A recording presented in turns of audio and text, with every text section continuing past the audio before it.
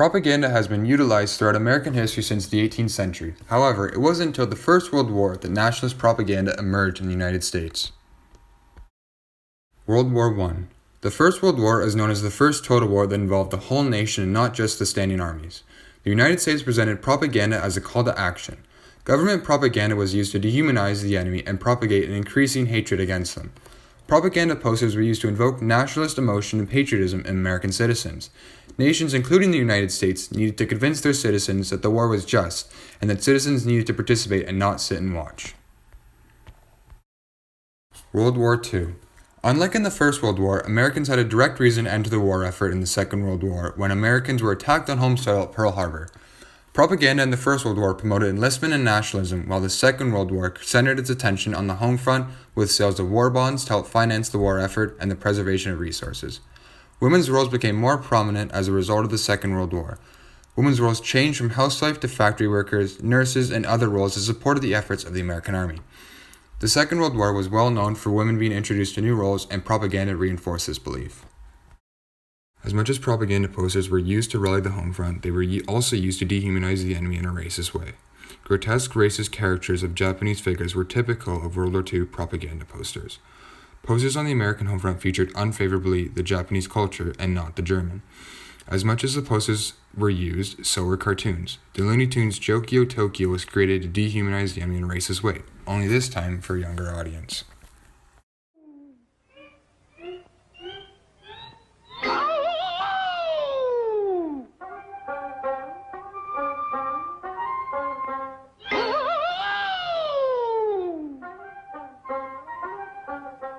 And now please to observing a look at listening post.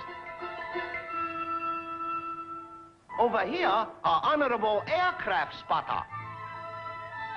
Now we are showing you fire prevention headquarters. Oh, son of a gun, too late. Incendiary bombs.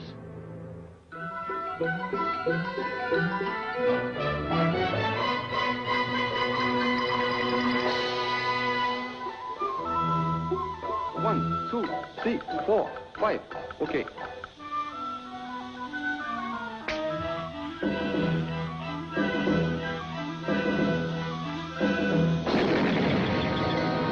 Oh, losing face, please. Losing face. As a whole, propaganda during the Second World War targeted different groups and advocated for different things compared to the First World War. Propaganda continued to progress and become more dangerous as it began to use racism as a way to demonize and dehumanize the enemy. Cold War. Propaganda during the Cold War moved from just posters on walls to new media platforms, which included television, film, literature, and art. American propaganda promoted the capitalism as superior to the communist ideology. Many radio series, dramas, and sitcoms made in America during the 1950s celebrated the distinct advantages of living in a prosperous capitalist nation. In time, these propaganda messages became more subtle and integrated into popular culture. American television shows, for example, promoted family values, patriotism, and obedience.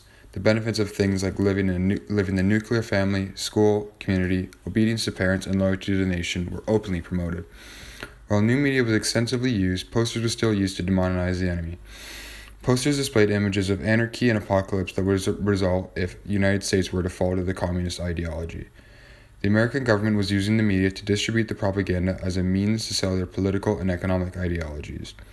Propaganda extended beyond the government buildings and offices amongst adults into schools and classrooms across the nation. Teachers taught students on the dangers of communism and how the United States of America could only survive with the capitalist system. Humanities subjects like history and English became steeped in patriotism and political values. Students were taught to take shelter in the event of nuclear attack through nursery rhymes and TV shows. Beedle-dum-dum, beedle-dum-dum, beedle-dum-dum. There was a turtle by the name of Bert, and Bert the turtle was very alert. When danger threatened him, he never got hurt. He knew just what to do. He ducked and cover, ducked and cover. He did what we all must learn to do. You And you, and you and you, duck and cover. Be sure and remember what Bert the Turtle just did, friends, because every one of us must remember to do the same thing. That's what this film is all about. Duck and cover. This is an official civil defense film produced in cooperation with the Federal Civil Defense Administration and in consultation with the Safety Commission of the National Education Association.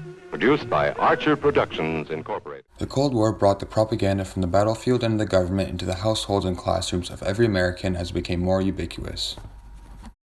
Donald Trump. As history progresses, we see the introduction of new media platforms. Social media is very prevalent in today's life. Nearly everyone these days is on some sort of social media, connecting with friends and family in the business world. Many political representatives now resort to using Twitter to reach out to their communities. The most powerful man on the planet, U.S. President Donald Trump, uses Twitter to reach out to his country and supporters. Unlike other politicians, Trump has taken his tweets to a new level. Trump promotes political ideologies, nationalism, and demonizes both real and perceived enemies. Donald Trump uses the slogan, "Make America Great Again," as a part of his branding and messaging strategy. The slogan is used to invoke nationalism in Americans and promote Trump's ideologies. The phrase is seen on hats, t-shirts, bumper stickers, flags, posters, and throughout social media. Followers of Trump embrace the slogan and the ideology it presents. One of Trump's best uses of propaganda is an unconventional one.